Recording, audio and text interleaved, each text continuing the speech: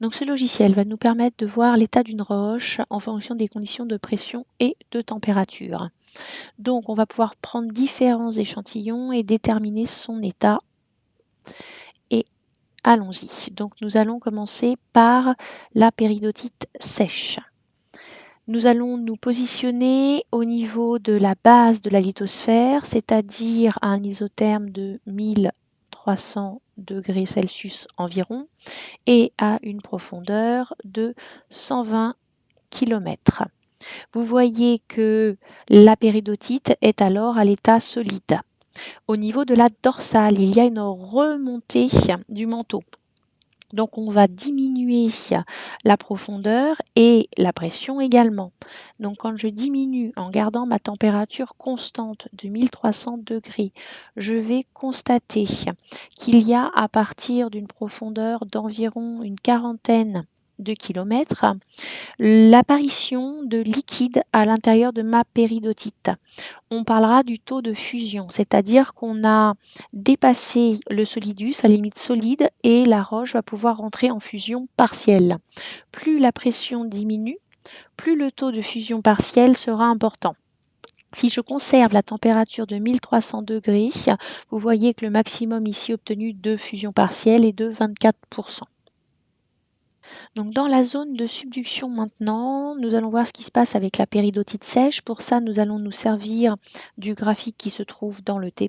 Donc en fait, je vous parle de ce graphique-là. Donc ici, vous voyez le géotherme de subduction. Je vous rappelle que le géotherme me donne la température en fonction de la profondeur.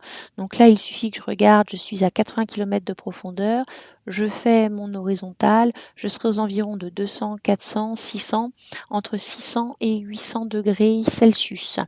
À 160 km de profondeur, je vais être aux environs entre 1000 et 1200 degrés Celsius et à 240 km, vous voyez que je suis entre 1200 et 1300 degrés Celsius.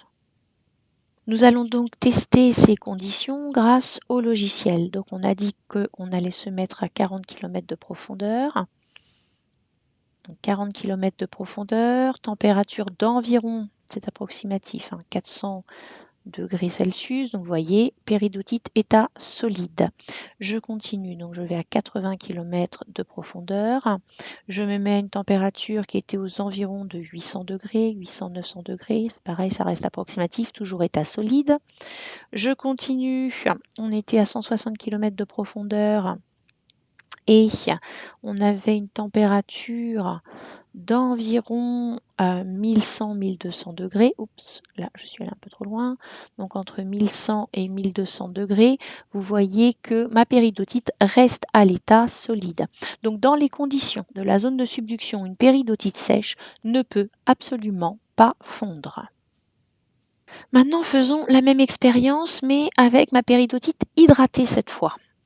Donc avec la péridotite hydratée, déjà, vous voyez que dans les conditions ici, j'ai un taux de fusion partiel qui va diminuer avec la température. Donc si je me mets à une température d'environ 1000 degrés et à mes 160 km de profondeur, ma péridotite est à l'état solide.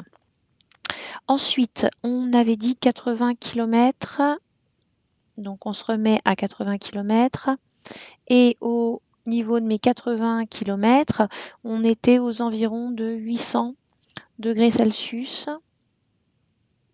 Donc 800 degrés Celsius.